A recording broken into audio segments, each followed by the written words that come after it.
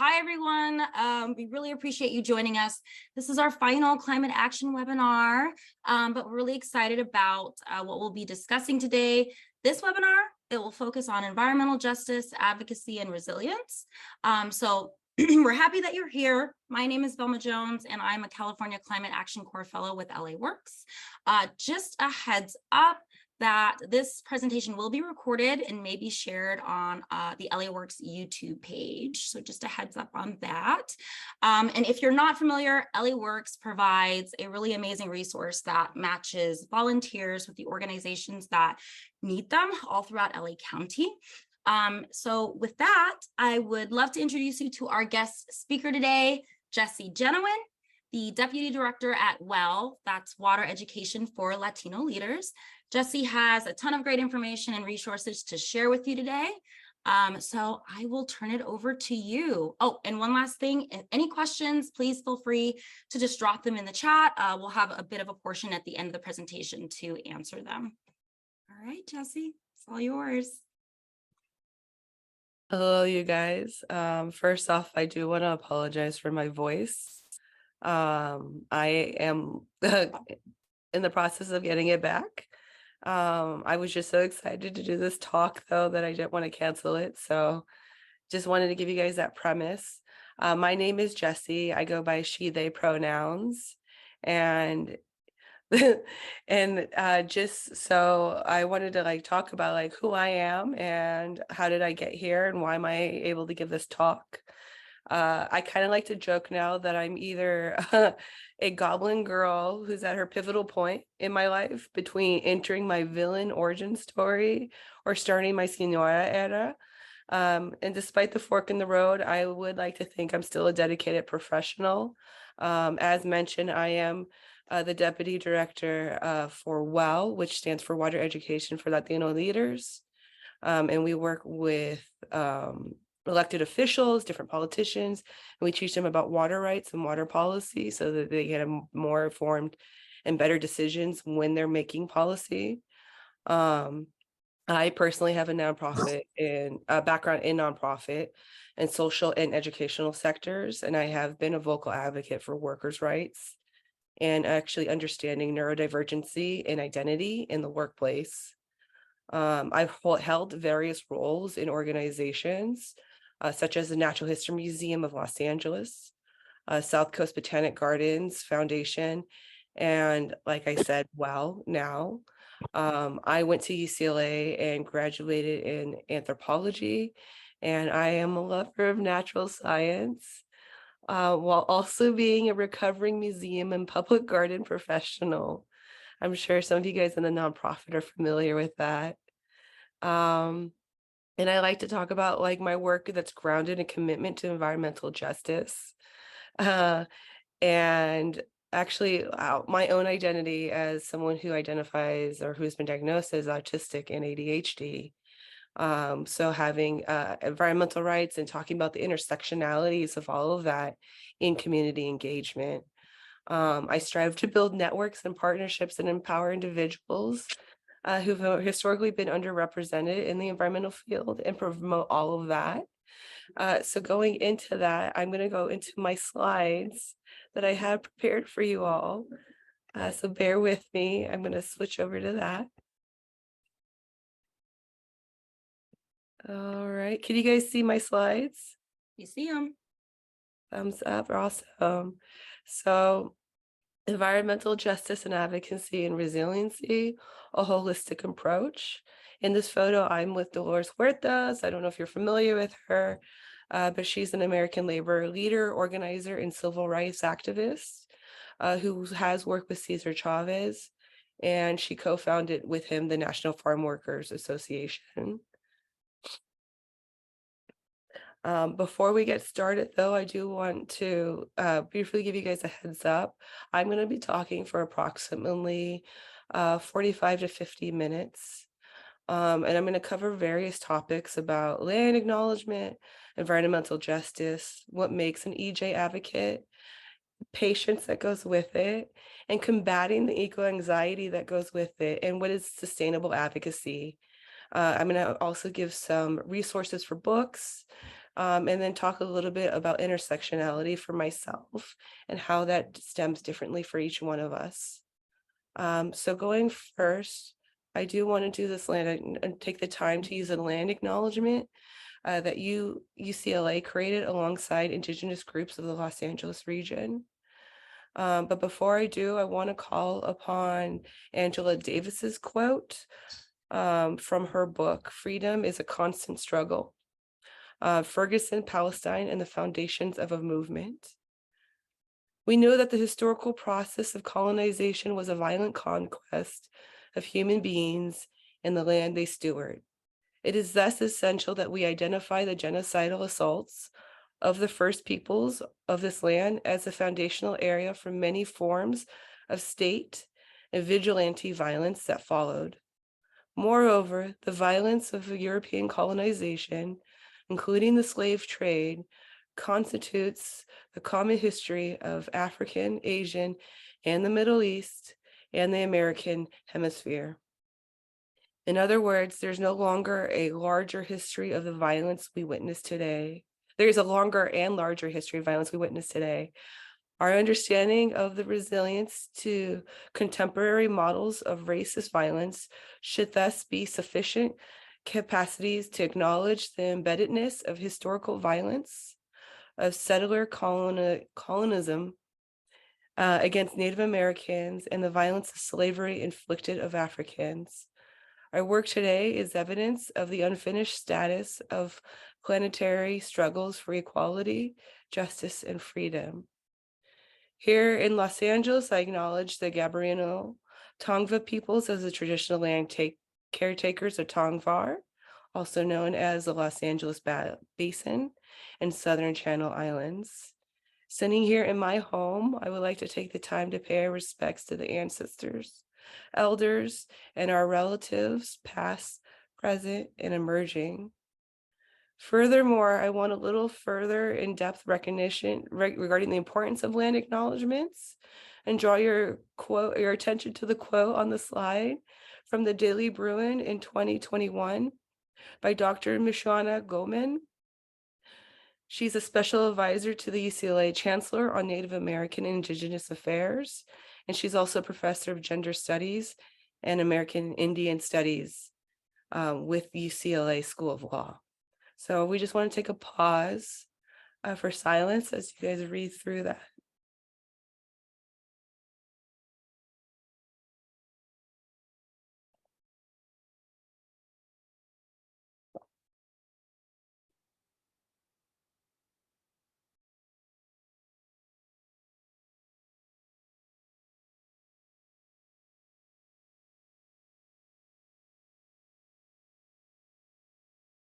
So land acknowledgement should be a call to action for others to address their relationship with Native peoples and organizations that work on behalf of American Indians.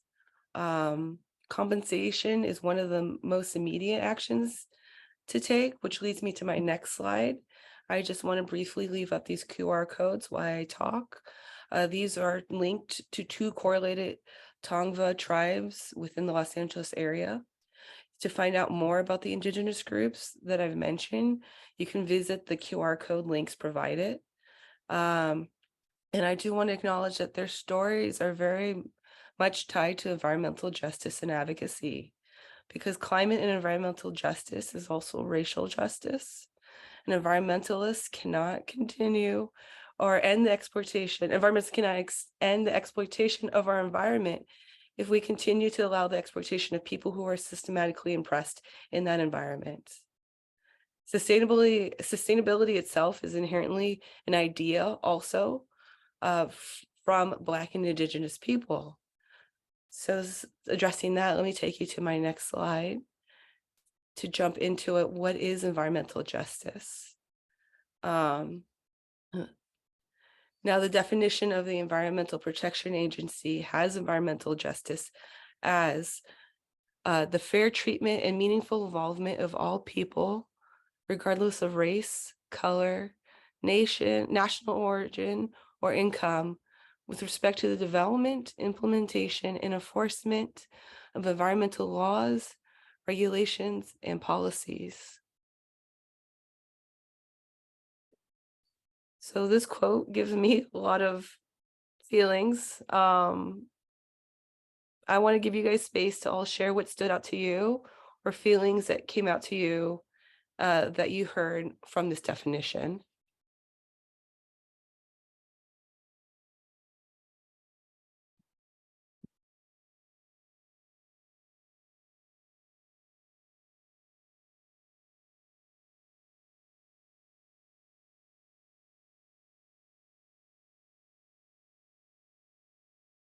Looks like we got a response here in the chat. Fair and meaningful. Very meaningful. Mhm. Anyone more want to share?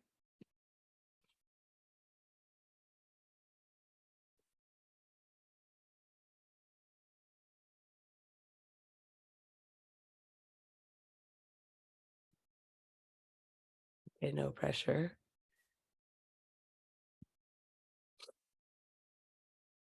Everyone has a right to get involved.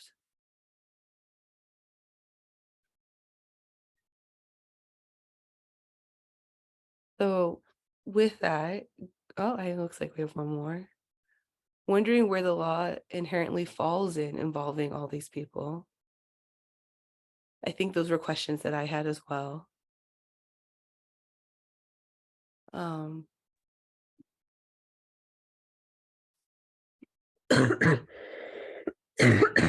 oh man, sorry, you guys. So going into hearing that quote and looking a little bit into the history, um, and how that emerged as a term during the 1980s,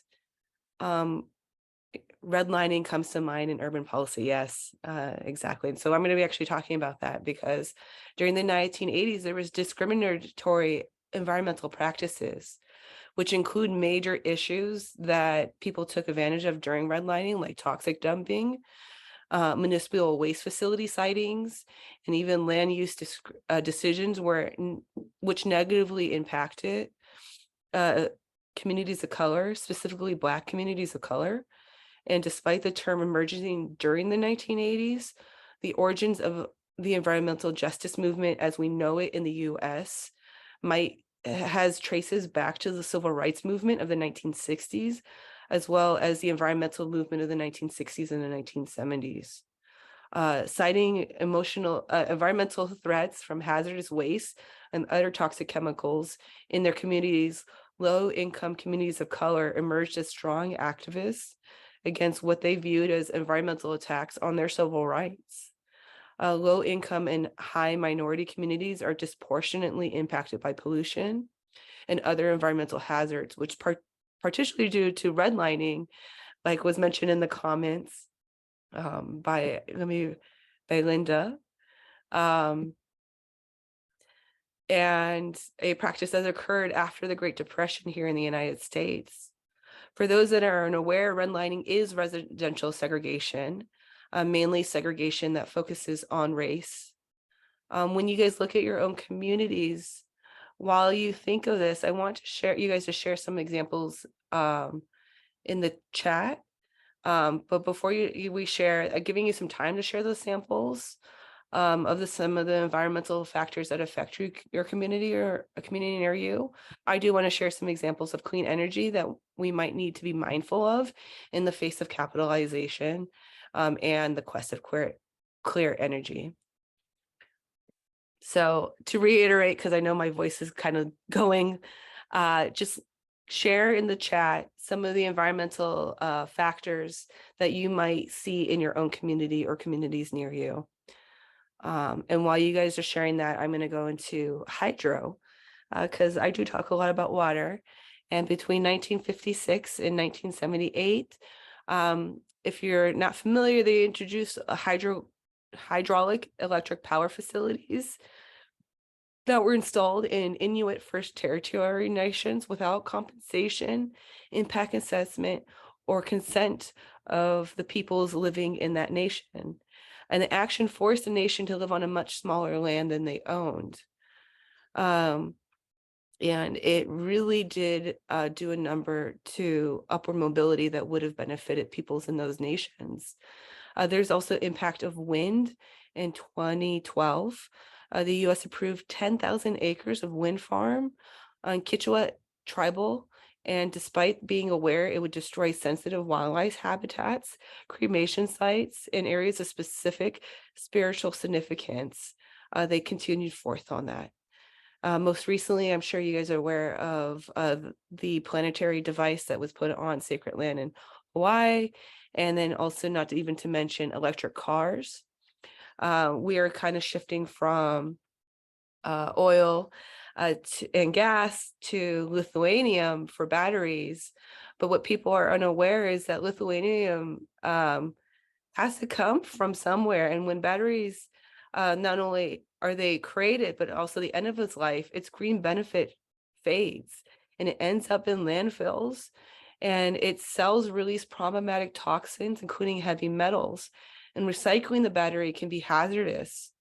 Not to mention mining, like I mentioned before.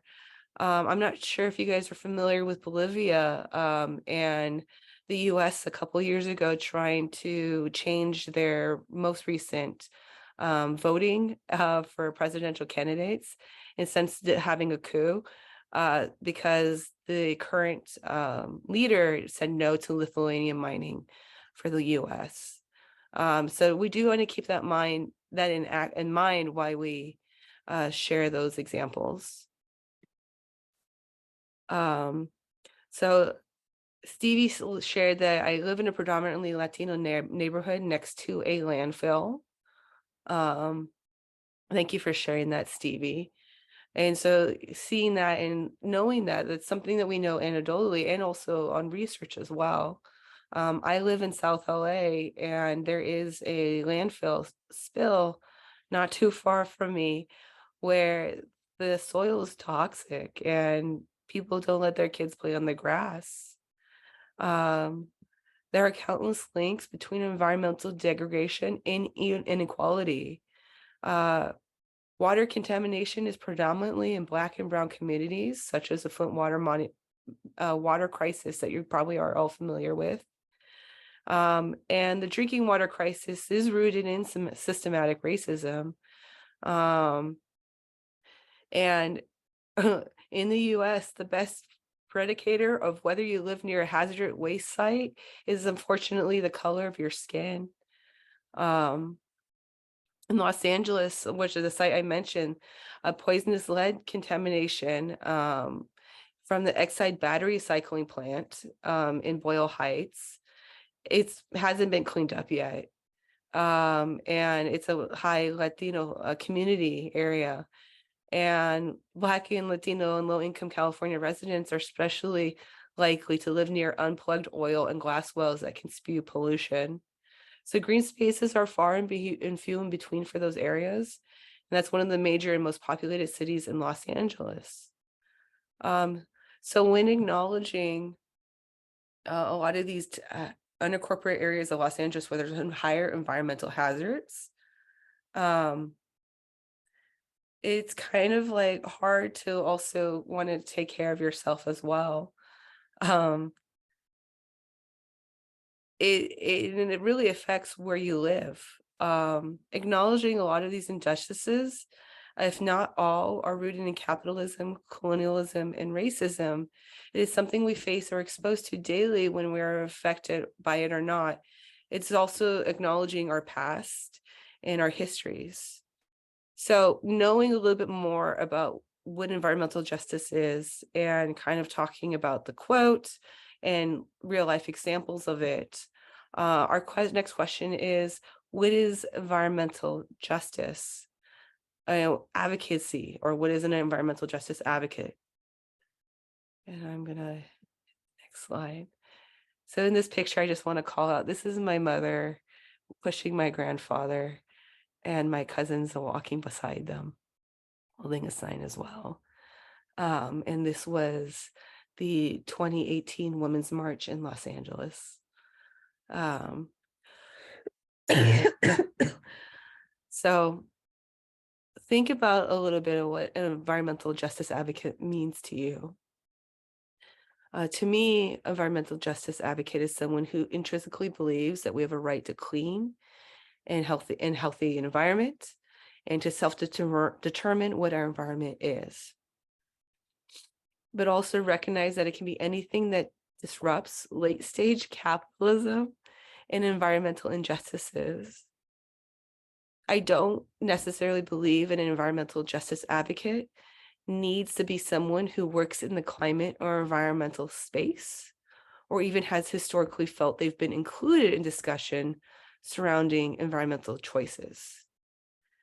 I think an EJ advocate is someone attempting to ask themselves the questions: how do I use my unique sphere of influence to advocate for and advance EJ in my day-to-day? And it may present itself for different ways for different folk. For me, I have the pleasure and the privilege to do both professionally and personally. I believe that education is a foundational aspect to advocacy. You don't know what you don't know. And there's a lot of information out in the world, and we do our best. And at our best, we can help each other learn. So for me, teaching, speaking up, reusing items, being intentional, yet willing to take a step back and reflect, and constantly address and acknowledge hierarchy, and doing changes to mitigate it in my day-to-day life, and shifting personal focus and reevaluating my role and identity in that structure. It's basically a lot of internal and communal work. And that's, for me, how I see my environmental justice advocacy manifest. I like to joke that my parents and grandparents are OG EJ advocates without even realizing it. They're big on thrifters. If any of you guys live in a Latino household, I'm sure you find your grandparents or your parents always having new and unique ways for broken items, or having a drawer specifically for plastic bags that are reused for everything. And they did not participate in unnecessary consumerism. So off that note, don't feel bad if you can't afford some of the environmental friendly $200 shirts that I've seen some EJ advocates push. And why I understand ethical consumption is really important. I do also acknowledge that sometimes it's a luxury that is afforded to those people who are richer, and it does not address the larger issues of unethical monopolization of affordable goods. I myself, for a while, could not afford new clothes, and I still have a lot of those clothes that were from what is now, known as things like Shein. It's not something that at the time, as I felt guilty, but needing sometimes a new outfit for an interview or for something that is work related. It's really hard to find the in between, and I think that's where intersectionality comes into play. And also for people, being mindful and thinking of that, being kind to yourself, and realizing that good, great, or excellent is what you can strive for, because perfection is an impossible standard. I'm sure we're all here today because we want to take the steps necessary to make those changes within our means, and also make those changes sustainably. So just, walk away with knowing that you are doing the best you can, and sometimes within the means that you have available. And that is okay as we work forward to moving more. Sorry, you guys, are taking another drink of water. I got this large Tupperware. So when we think about all of this, I know there's some frustration that goes with it, because there's a sense of urgency, especially if you're from these communities that are tied into it. And so I kind of want to go into the next slide talking about that sense of urgency.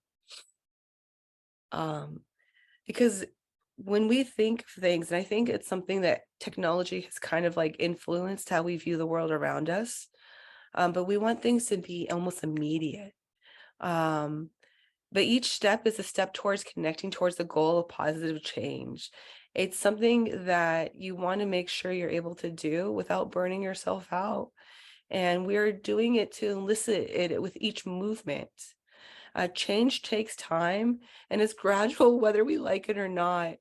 And I just want to see with maybe a yes or a no, but how many of you guys felt so burnt out in 2020 that you don't even remember 2021?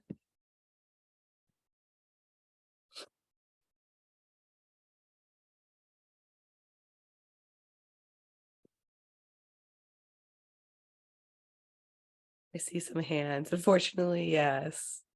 Yeah. I myself was trying so hard. I know. Sometimes I just don't even remember 2021. It was like a blink and all of a sudden.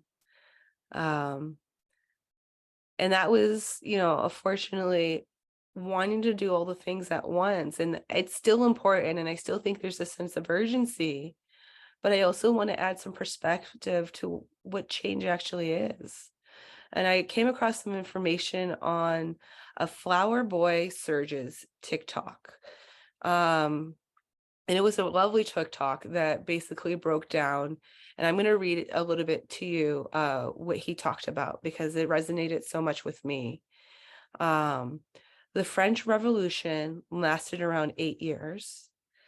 The Haitian Revolution lasted around 12 years. And the American Revolution lasted around 10 years.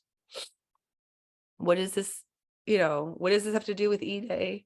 And why am I telling you this?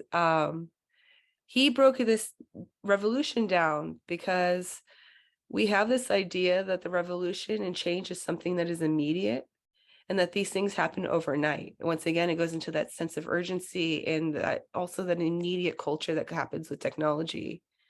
I want it to happen overnight too, but these are, it's one day that, it would be nice if one day everyone just woke up and be like, yeah, let's take down the system. But unfortunately, that's not how it works.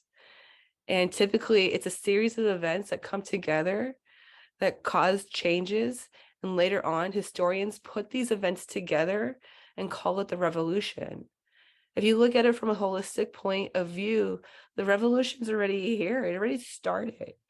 Some would argue that it started in 2008 with the housing market crisis and the protests on Wall Street. Some people would say that it started with 2020, after the pandemic, people losing their jobs and the George Floyd protest. We're kind of in it. And so we've dealt with financial crisis and we're still living in the face of wage-slave capitalism, which seems sometimes so overwhelming, and huge and decisive policy divide, rapid climate change and disaster, pandemic, racial and environmental injustices brought further into the light, and protests against all these injustices. We're in the process of changing our world again, and we just need to give ourselves some grace and time and realize that this is going to take years. It's going to take time, and we're dealing with new and unique forms of communication and influences for ourselves, but also unique forms of societal structures that we're fighting against that we've never had to fight against before. We also see social media influencing how we cope and learn about these injustices. I would also say TikTok's a great catalyst in organizing and aiding ground protest.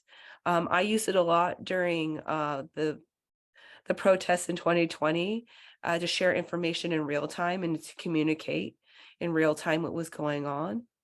And all this information reminds us that we can't revolutionize Rome in a day.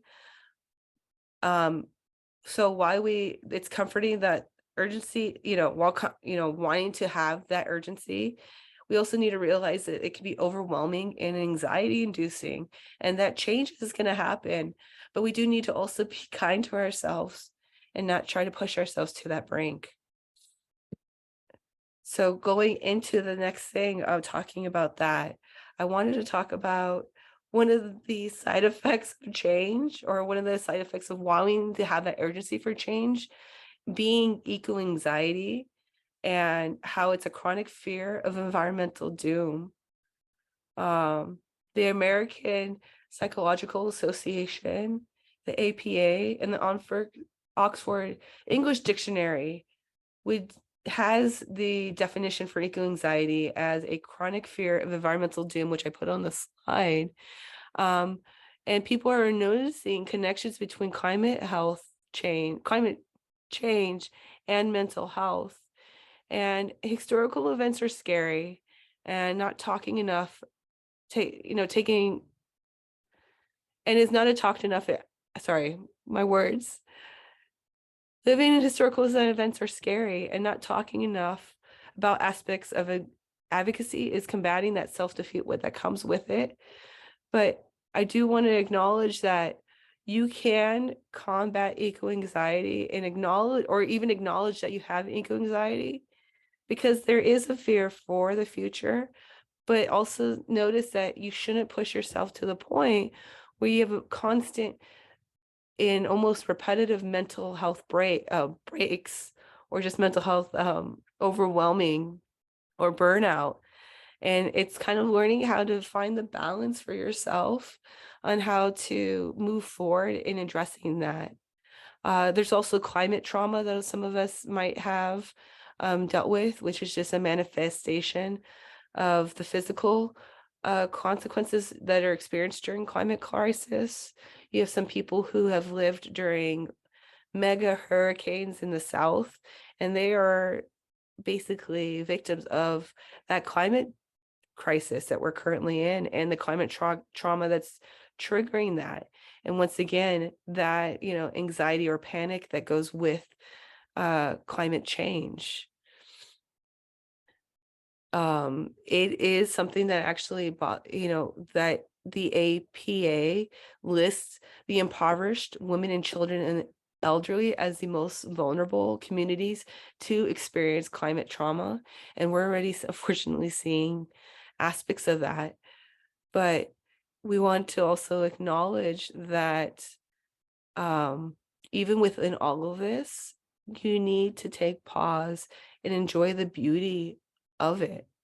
This is another photo that I've taken where I got super excited just because I haven't seen a bumblebee in years. That is an aspect that we're fortunately dealing with. And this was my first bumblebee that I saw in 7 years.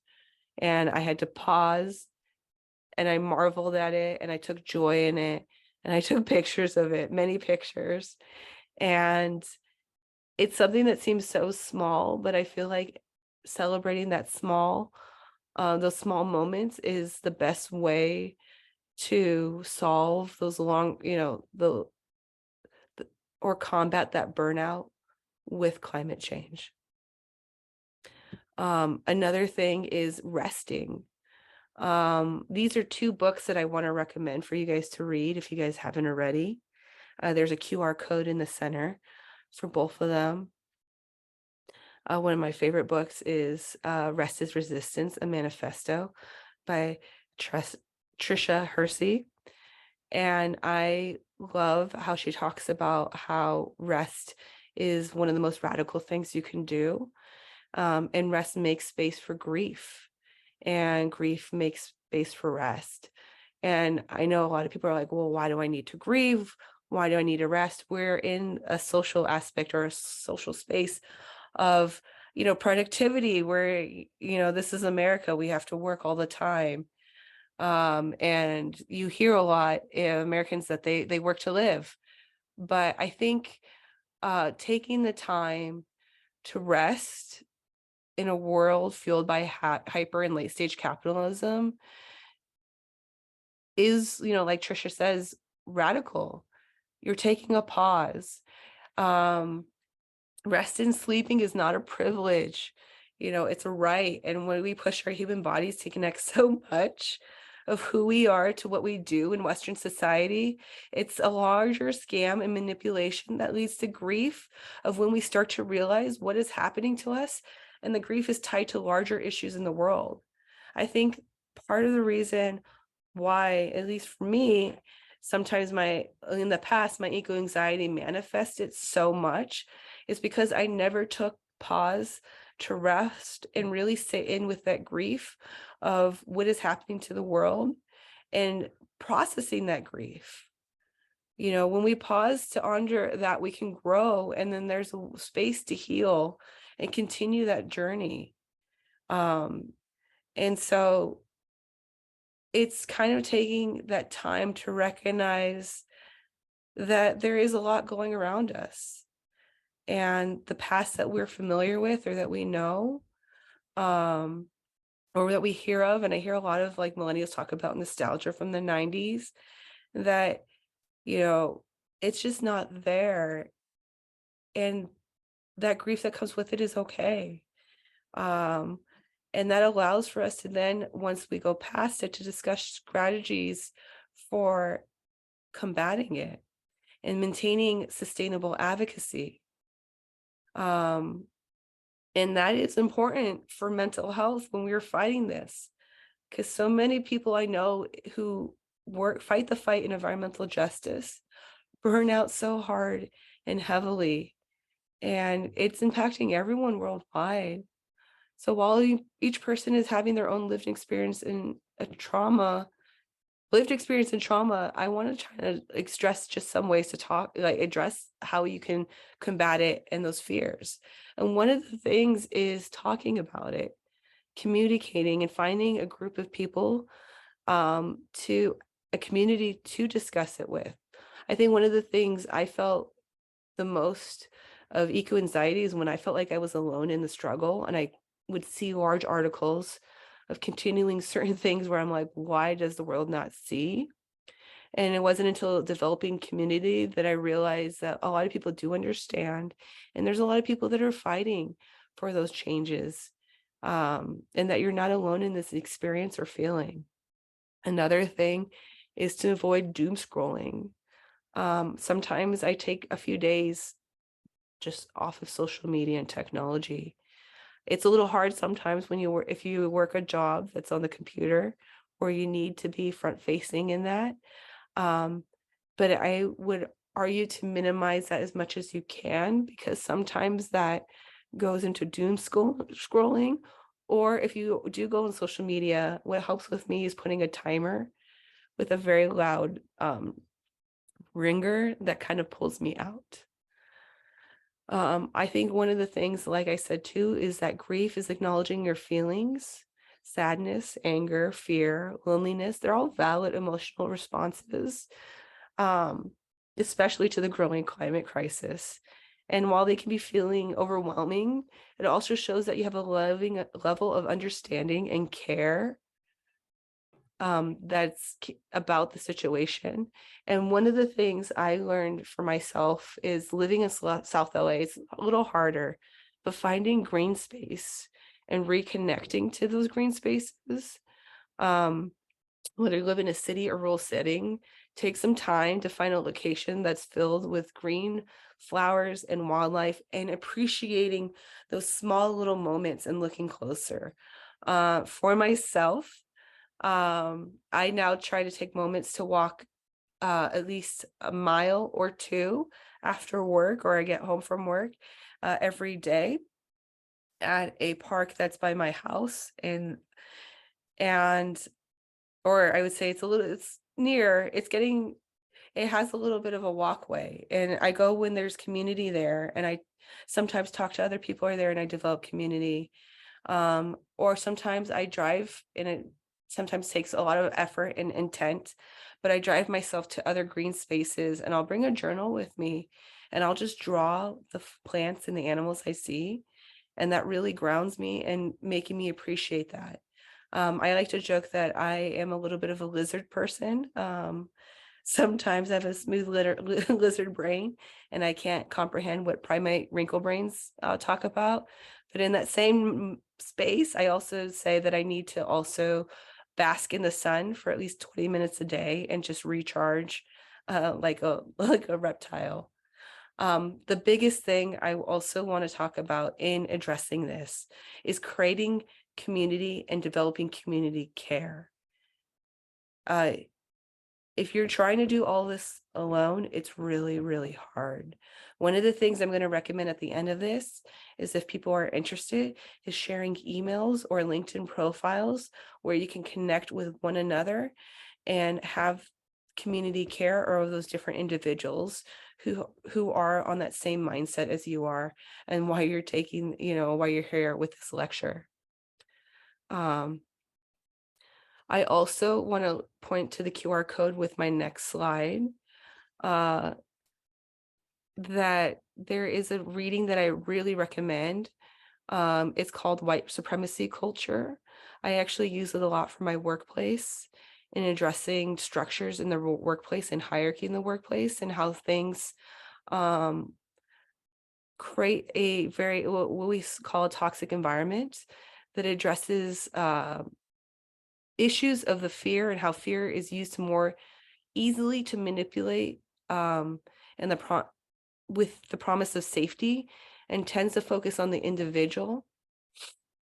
It also, using the QR code, will take you to the white supremacy culture to talk further on applying the urgency of racial, to talk about how applying the urgency of racial and social justice to our everyday lives in a way that perpetuate power imbalances and disregard the need to breathe and pause and reflect. So sometimes even in our own urgency for racial and social injustice, we might create those own imbalances that we're trying to fight against. So once again, it is very important to take pause for that sustainability, to reflect and rest, and how it's a very much a form of care. We are owed rest. It's not a treat that we get after being productive. Take it every chance you get. And like I said before, celebrate the little moments where there is so much bad in the world. It is very detrimental to our health to take back joy whenever we can. Sorry.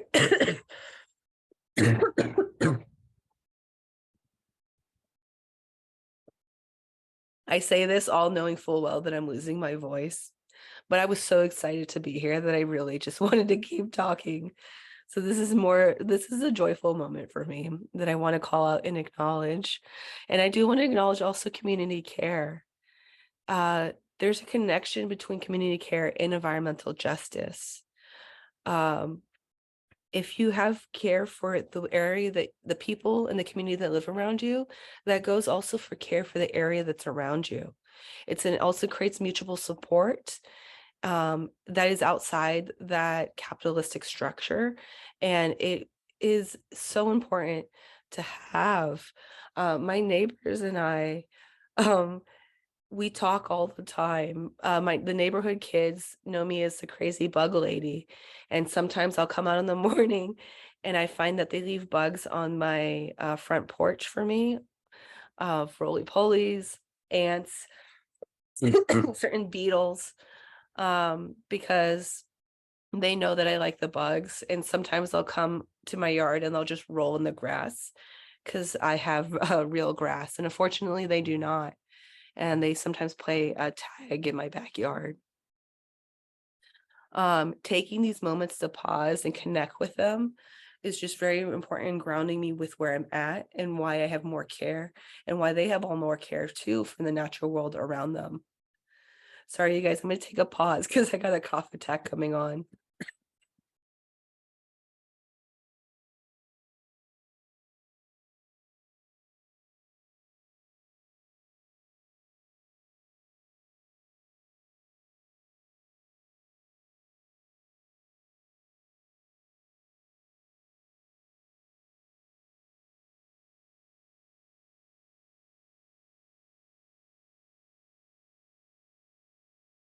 Thank you for letting me have that pause. So it's important for self-care and advocacy work to do all of this. Sorry, one more time.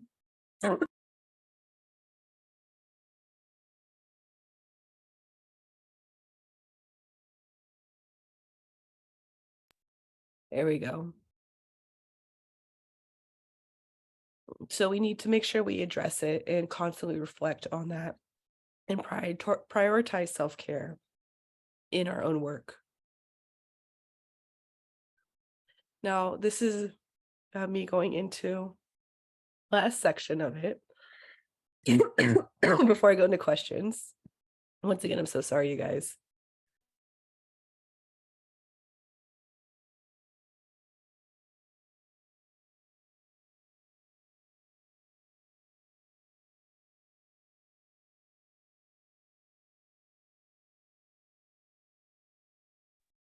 I'm so sorry. Um, and it's talking about intersectionality and identity in environmental advocacy. If you guys aren't familiar with intersectionality, it's all the different ways and how we identify and how that overlaps with one another. I myself identify as Latina. I'm a woman. Um, I love bugs. And sometimes I feel like Charles in the center, where I feel like everything's interconnected. Um, and I am very big naturalist, and I'm very much for the environment. When you acknowledge these different diverse identities, that also helps you address advocacy work in those identities, but also acknowledge where you're missing in those identities as well, or where you might not have in, and then also allow you to take pause or space in allowing someone else to fill in their own intersectionalities into that collective work. Lived experience is intersectional. It's not categorized by month. Do it all, do it well, or do it all year round. It happens in chunks, just like we talked with change. It's one step at a time. And so just wanted to talk a little bit about all of this. And I just want to point out that's my family right there. You guys can see them all. And you can see that we're a culturally diverse family, and that we have a lot of different intersectionalities and thoughts, and they all have their own experiences, even my siblings and I. And we take the pause and step breath to allow each one of us to express our experiences and see how that overlaps and how we can move forward collectively. And that all is possible because we make sure to take rest. So once again, I just want to reiterate for yourselves, you guys are doing great. Intersectionality and identity can also change, and as that's part of that growth. So as we move forward, just remember good, great, or excellent, perfection is an impossible standard, and that rest is essentially resistance. And you are owed rest, and rest is okay as we continue to move forward in fighting environmental injustices and work in fighting climate crisis. Thank you very much for your time, and I want to give some space for questions.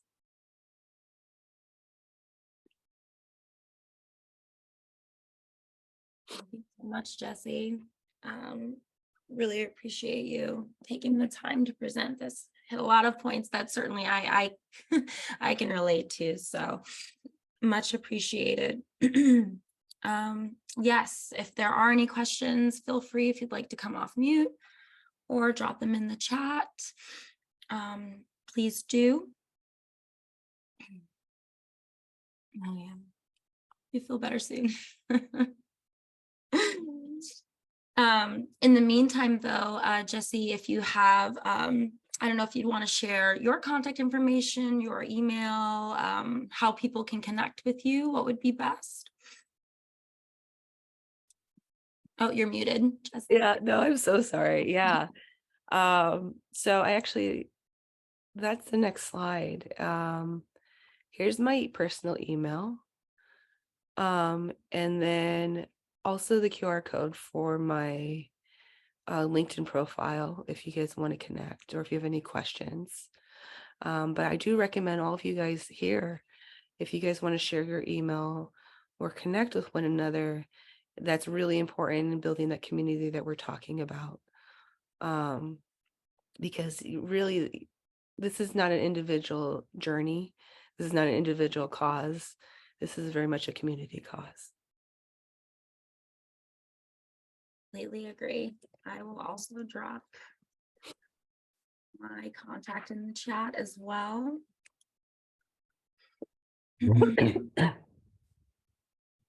Okay.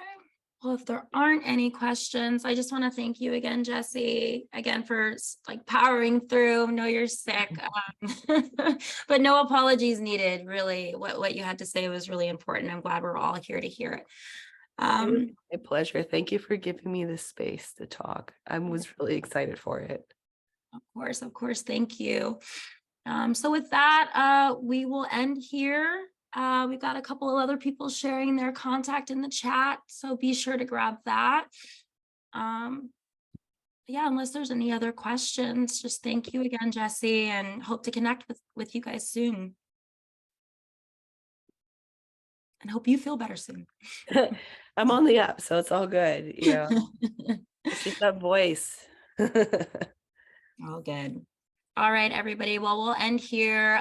Take care of yourselves. Thanks again for joining us. Be well.